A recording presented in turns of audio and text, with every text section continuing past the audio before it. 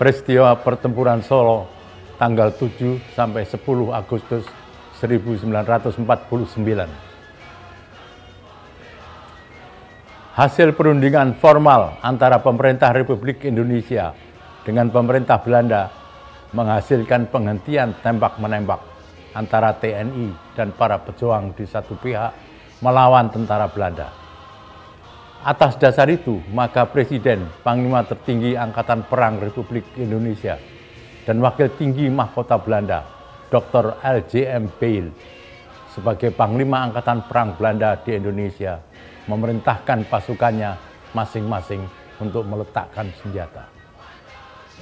Menindaklanjuti kesepakatan antara Indonesia Belanda tersebut pada tanggal 3 Agustus 1949, Presiden Soekarno memerintahkan penghentian tembak-menembak antara kedua pihak yang berlaku mulai tanggal 10 Agustus 1949 pukul 24.00 untuk Jawa dan tanggal 14 Agustus 1949 pukul 24.00 untuk Sumatera.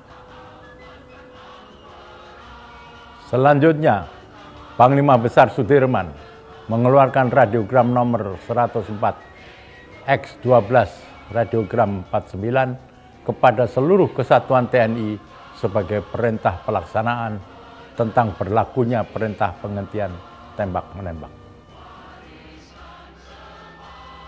Sebelum tiba saat berlakunya penghentian tembak-menembak tersebut, Brigade 5-2 yang dipimpin Letnan Kolonel Ignatius Slamet Riyadi, seorang pemuda remaja berumur 22 tahun, mengerahkan kekuatannya untuk melancarkan serangan umum terhadap kota Solo yang pada waktu itu masih diduduki Belanda. Serangan umum atas kota Solo ini berlangsung selama 4 hari, mulai tanggal 7 Agustus 1949 sampai 10 Agustus 1949. Serangan ini merupakan serangan perpisahan sesuai dengan surat perintah penghentian tembak-menembak antara kedua belah pihak. Pada saat itu, kekuatan tentara Belanda sebesar 1 batalion tersebar di berbagai bagian kota. Serangan dari pasukan TNI dan para pejuang ini dilakukan dalam 2 gelombang. Gelombang pertama pada tanggal 7 Agustus 1949 dengan kekuatan 2.000 gerilyawan yang dimulai dengan penyusupan dari pasukan Subwirkreis 1 serta para gerilyawan ke dalam kota untuk menguasai kampung-kampung, sementara pihak Belanda tetap dikonsentrasikan di dalam markasnya. Di jalan raya dari arah luar kota telah ditempatkan pasukan-pasukan kita untuk menghadang kemungkinan datangnya bala bantuan tentara Belanda dari luar kota. Pada pukul 06.00, pertempuran mulai berkobar. Di seluruh pelosok kota Solo mulai terdengar dentuman suara mortir serta rentetan senjata otomatis. Secara serentak pasukan kita menyerbu kedudukan tentara Belanda. Pertempuran mulai berkobar dari Pasar Kliwon meluas sampai daerah Lawean dan Gremet. Serangan ini membuat pihak Belanda terkejut dan segera mengerahkan kekuatan udaranya dengan melakukan pengeboman dari udara secara membagi buta. Kendaraan-kendaraan lapis baja yang simpang siur di jalan-jalan sambil mengamburkan pelurunya. Pertempuran kedua pihak berlangsung dengan sengitnya. Pada tanggal 8 Agustus 1949, pasukan TNI memasang rintangan di jalan-jalan guna menghambat kelancaran gerak maju pasukan bantuan Belanda. Bantuan dari luar kota dihambat oleh pasukan TNI yang menghadang di daerah Boyolali dan Kartosuro. Karena bantuan lewat darat tidak berhasil, maka Belanda kembali menggunakan kekuatan udaranya, menggunakan 2 buah pesawat bomber dan 4 buah pesawat P-51 Mustang, serta pasukan yang diterjunkan di lapangan terbang Panasan Solo. Namun serangan Belanda ini tidak mengubah jalannya pertempuran. Sebaliknya, pasukan Belanda justru semakin terdesak.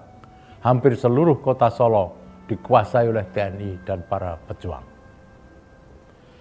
Pada tanggal 9 Agustus 1949, pasukan Belanda semakin terdesak dan membuatnya semakin membabi buta sehingga banyak rakyat menjadi korban. Tanggal 10 Agustus 1949, para pejuang melakukan serangan besar-besaran yang berhasil menguasai hampir seluruh kota Solo dan membuat Belanda merasa syok atas serangan ini. Selanjutnya, Komandan Brigade 5 Garis 2 yang juga merangkap sebagai Komandan Wehrkreis 1 Brigade 2 menarik seluruh pasukannya dari kota Solo. Pasca pertempuran ini, pasukan TNI yang gugur sebanyak 6 orang. Penduduk meninggal karena teror Belanda sebanyak 205 orang, termasuk 109 buah rumah penduduk yang rusak atau hancur. Dalam serangan ini, di samping memberikan keuntungan secara militer bagi TNI, tentara pelajar serta laskar rakyat sekaligus juga memberikan efek politis khususnya pada saat sebelum diberlakukannya gencatan senjata antara kedua pihak yang bermusuhan. Kisah perjumpaan Kolonel Uhl dengan Letnan Kolonel Ignatius Slamet Riyadi. Pukul 08.00 tepat datang sebuah kendaraan jeep berisi para perwira Belanda, di antaranya adalah Kolonel Uhl, Panglima Tentara Pendudukan Belanda untuk daerah Surakarta. Sambil memperkenalkan diri kepada Letnan Kolonel Ignatius Slamet Riyadi, termasuk staf yang mendampinginya, ia merasa sangat heran dan tidak mengira bahwa Letnan Kolonel Ignatius Slamet Riyadi yang selama ini diincarnya siang malam ternyata adalah seorang komandan brigade yang umurnya masih sangat muda. Memiliki pribadi yang sopan, pemberani sekaligus ahli strategi, sehingga Kolonel Uhl menyapa, "Overste tidak pantas menjadi lawanku. Overste adalah anakku, tetapi kepandiannya seperti bapakku. Saya kagum, saya kagum." Seraya menjabat tangan dan merangkulnya.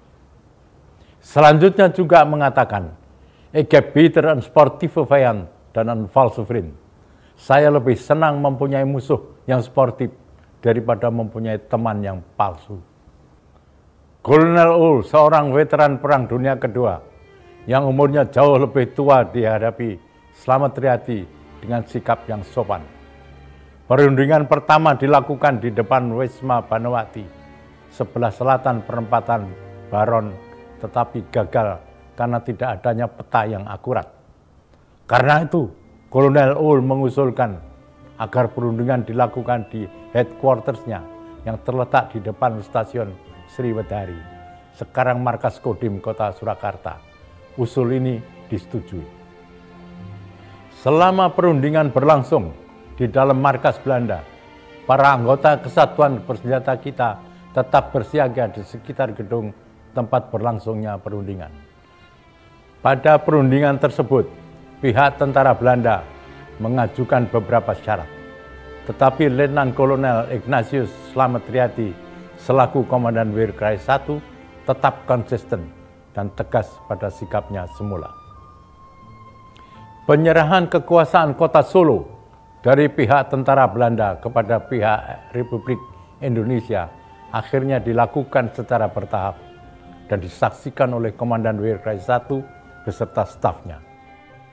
Demikianlah, kota Solo merupakan kota atau wilayah yang terakhir terjadi pertempuran antara Republik Indonesia melawan Belanda.